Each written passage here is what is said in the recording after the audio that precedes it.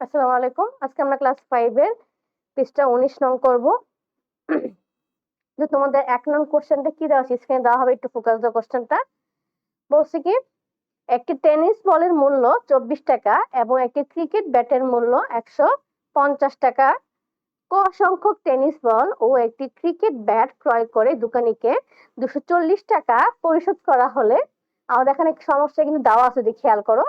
তা আমরা কি বুঝছি আমাদের কি বলছে, একটা টেনিস বলের মূল্য 24 টাকা আর একটা ক্রিকেট ব্যাটের মূল্য দেওয়া আছে। বলছে কি ও ক সংখ্যক টেনিস বল কিনেছে, কিন্তু কয়টা কিনেছে ক্লিয়ারলি বলে নাই, বলছে ক সংখ্যক কিনেছে। আর একটা ক্রিকেট ব্যাট কিনেছে, এটা সরাসরি বলে দিয়েছে। দুইটা একসাথে টোটাল টাকা হচ্ছে 246 টাকা। তাহলে এটাকে বলছে গাণিতিক বাক্যে প্রকাশ করতে। আমরা অঙ্কটা এখন ফোকাস দেই। তারপর তাহলে 1 নম্বরটা কি হবে আমরা লিখবো। ওকে, ফার্স্টে আমরা কি লিখবো, দেওয়া আছে। আমি একটু ভেঙে ভেঙে তোমাদেরকে বুঝাই যাতে তোমাদের সমস্যা না হয়। একটি টেনিস বলের মূল্য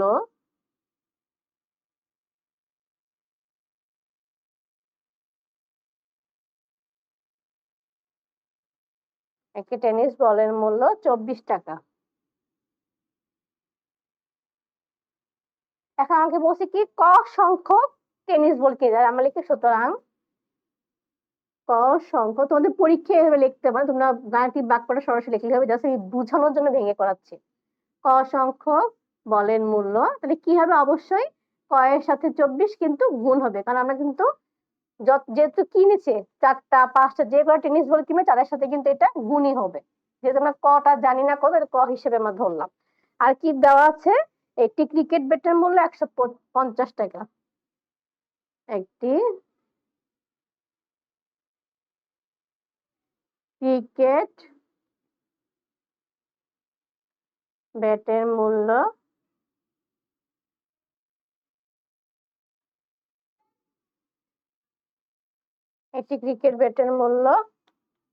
150 টাকা। এখন দুইটা একসাথে বসে কত টাকা হয়েছিল, 246 টাকা। তাহলে আমরা কি লিখবো, সুতরাং গাণিতিক বাক্য এইটা টোটালটা যোগ ব্যাটের মূল্য সমান সমান 246। এখন নিচের বক্সে অনেক ঝামেলা করে ওরা মানটা বের করেছে, 1 2 3 4 5 এরকম বসি। তো আমরা এরকম ঝামেলা না করে আমরা এরকম কিন্তু শিখিয়েছিলাম কয়ের মান বের করে লাস্ট ক্লাসের পৃষ্ঠা 18 নাম্বার অঙ্কগুলাতে। তাহলে আমরা সেই নিয়মে করব। এখন যদি খেয়াল করো, ফার্স্টে ক আর 24 গুণ আকার আছে থাকুক, আর 150 যোগ আছে আমি এই পাশে পাঠিয়ে দিব। তাহলে 246 বিয়োগ 150 হয়ে যাবে। তাহলে আমাদের কত হয়ে যাচ্ছে, আমরা এটা হিসাব করি। 6 হবে প্রথমে, আর 4। তাহলে আমাদের কত হচ্ছে, আমরা এইভাবে তোমাদের বুঝিয়ে করাই। যেহেতু নিচে 0, তাহলে 6 যা আছে তা নেমে যাবে, উপরে 4 আসছে আর নিচে 5, তাহলে ছোট সংখ্যা উপরে। 4 কে আমরা কি দেবো, 14। তাহলে 5 এর পর থেকে গণে এখন 14 করে যাও, 6 7 8 9 10 11 12 13 14 9। হাতের একে আর এক কত হয়ে যাচ্ছে 2, আর 2 এ 2 0, তাহলে কত পাচ্ছি আমরা 96। তারপরে কি 24 গুণ আকার আছে, 24 ওই পাশে গেলে কি হয়ে যাবে, ভাগ হয়ে যাবে। তাহলে ক সমান সমান 96 ভাগ 24। এখন তোমরা 24 এর নামটা 1 দিয়ে 2 দিয়ে 3 দিয়ে গুণ করে করে দেখো তো, আমার 3 দিয়ে দেখি কত আসে। 24 গুণ 3, 3 4 12 2, হাতে আছে 1, 3 গুণ আছে 1 7 72। 4 দিয়ে যেই কত হয়, 4 4 16 6, হাতে আছে 1, 4 গুণ হাতে রেখে 9 96। তাহলে আমরা কয়ের মান 4 পাচ্ছি। তাহলে আমাদের প্রথম অঙ্কের কয়ের অ্যান্সার হচ্ছে কি, সে কয়টা টেনিস বল কিনলো, 4টি। তাহলে লিখবো সুতরাং 4টি। এই অঙ্কগুলো একটু পেঁচিয়ে দেয়, জাস্ট একটু মনোযোগ দিলেই পারবে। 4টি টেনিস বল কিনেছে। তাহলে এখন আমরা চলে যাই পরের অঙ্কে, নেক্সট অঙ্কে। তোমরা নেক্সট প্রশ্নটা ফোকাস দিও, আমি মুছে নেই। প্রশ্নটা একটু পেঁচিয়ে দেয়, প্রশ্নটা ধরতে পারলে এই অঙ্কগুলা কোনো সমস্যাই না। ওকে, কোশ্চেনে একটু ফোকাস দাও, কি বলেছে। তাহলে আমাদের তারপরে কোশ্চেনটা 3 নাম্বার দেওয়া, আচ্ছা যাই হোক। আইমান বাজার থেকে ক সংখ্যক ডিম কিনলো এবং সে দোকানিকে মোট খ টাকা দিল।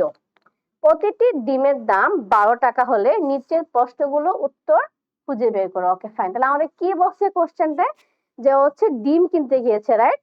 তাহলে আমাদের ফার্স্ট কোশ্চেনটা বলছে ক এবং খ এর মধ্যে গাণিতিক বাক্যে প্রকাশ করতে, জাস্ট আর কিছু না, মান টান কিন্তু কিছু বের করতে বলা হয় না।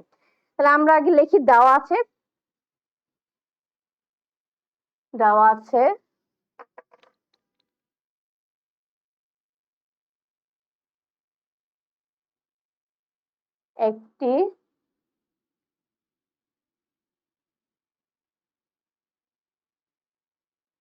একটি ডিমের দাম 12 টাকা।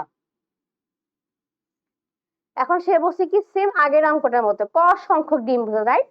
তাহলে আমরা কি লিখবো, সুতরাং ক সংখ্যক ডিমের দাম ক গুণ 12। ওকে, আর কি বলছে, আর বলছে হচ্ছে দোকানিকে সে খ টাকা দিল। এখানে কিন্তু বলে নেই যে খ সংখ্যক কিছু জিনিস কিনেছে, এটা কিন্তু একটু খেয়াল রাখবা। তার মানে কি হবে, সুতরাং, আচ্ছা এটা 1 নং দেই, সুতরাং গাণিতিক বাক্য সমান সমান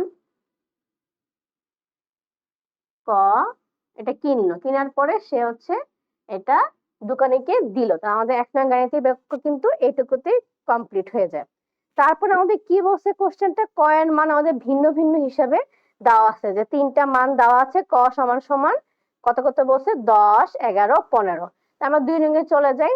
2 নং এ চলে যাওয়ার সময় আগে লিখবো যে 1 নং হতে পায়, যেহেতু গাণিতিক বাক্যটাতে ক এর মান বসিয়ে বসে তোমার একবার এক এক মানের জন্য খ এর মানটা তোমার বের করতে হবে। তাহলে ক গুণ 12 সমান সমান খ। তাহলে এখন আমরা লিখবো ক সমান সমান 10 হলে, 10 দেওয়া আছে না, হ্যাঁ, ক সমান সমান 10 হলে 10 বসাও। এখানে কিন্তু ক লেখা যাবে না, সরাসরি 10 লিখে দিবে। তাহলে কত হয়ে যাবে, গুণ করলে 120 সমান সমান খ। যেহেতু আমরা জানি যার মান বের করব সে অলওয়েজ লেফট সাইডে থাকবে, তাই আমি জায়গা চেঞ্জ করে ফেললাম। তারপরের টাইম চলে যায় ক সমান সমান 11 হলে, সেম প্রসেস কিন্তু জাস্ট এখন বসাবা এরকম করে লিখে লিখে, যে ক সমান সমান 10 হলে এত, 11 হলো কত। তাহলে 11 গুণ 12 সমান সমান খ। তাহলে আমাদের কথা হচ্ছে এটা আমরা, তাহলে আমাদের হচ্ছে এটা হিসাব করলে 132 সমান খ। সেম প্রসেসে এখানে খ সমান সমান 132। তারপর আবার ক এর মান কত দেওয়া আছে, 15। তাহলে আবার লিখি ক সমান সমান 15 হলে 15 গুণ 12 সমান সমান খ। তাহলে আমাদের এটা হিসাবটা কত আসতেছে আমরা চেক করে নিই। আমাদের আসতেছে হচ্ছে 180। তাহলে আমরা লিখে ফেলি 180। সেম প্রসেস, আবার খটাকে এই পাশে আনতে হবে। তাহলে কিন্তু আমরা ক এর 3টা ভিন্ন ভিন্ন মানের জন্য আমরা খ এর 3টা ভিন্ন ভিন্ন মান বের করে ফেললাম। ওকে, এখন আমরা চলে যাই লাস্ট অঙ্কে। লাস্ট অঙ্কে তোমরা কোশ্চেনটা ফোকাস দিও, আগে আমি এটা মুছে নেই।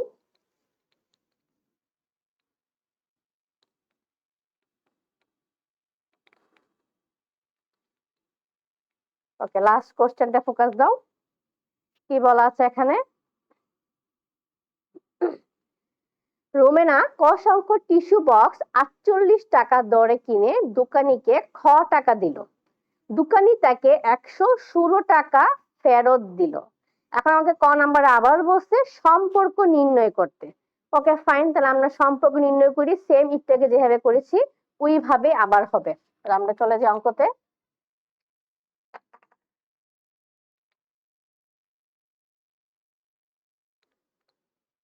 ক সংখ্যক টিস্যু বক্স 48 টাকা দিয়ে কিনছে। তাহলে আমরা লিখি যে সুতরাং গাণিতিক বাক্য, যেহেতু ক সংখ্যক আর টিস্যু বক্সের দাম হচ্ছে 48 টাকা, তাহলে কি হবে?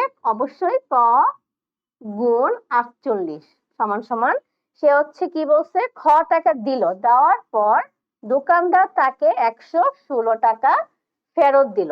এখন আমাকে বলছে 2 নম্বরে কয়ের মান 5 হলে ক্ষয়ের মান নির্ণয় করো। তাহলে আমাদের কয়ের মানটা দেওয়া আছে, তাহলে আমরা করি। এটা হচ্ছে আমার 1 নং ছিল, এখন 2 নং এ চলে যাই, আবার লিখবো 1 নং হতে পাই ক গুণ 48 সমান খ বিয়োগ 116। এখন কত, সরি 116 কত বলছে আমাকে? 5। তাহলে লিখবো ক ইকুয়াল টু 5 হলে 5 গুণ 48, ফার্স্টে আমাদের 5 আর 48 গুণ করে নিতে হবে, যে আমাদের কত হচ্ছে, 5 আর 48 গুণ করলে আমাদের 240 আসতেছে। এখন আমি তার আগে অঙ্কটা করার আগে আমি আগে জায়গা এক্সচেঞ্জ করে নিই, ঠিক আছে? কারণ আমাকে যার মান বের করতে হবে তাকে অলওয়েজ লেফট সাইডে রাখা ভালো। তাহলে 116 এখানে কি আছে? বিয়োগ আকার আছে, ওই পাশে গেলে কি হয়ে যাবে? যোগ হয়ে যাবে। তাহলে 240 যোগ 116, তাহলে কত হয়ে যাচ্ছে? 356। আমরা এখানে লিখি উপরে খ সমান সমান 356। এটা কিন্তু আমাদের ফাইনাল অ্যান্সার। তাহলে আশা করি তোমরা এই চ্যাপ্টার, এই পৃষ্ঠা অঙ্কগুলো বুঝতে পেরেছো। নেক্সট ক্লাসে আবার দেখা হবে।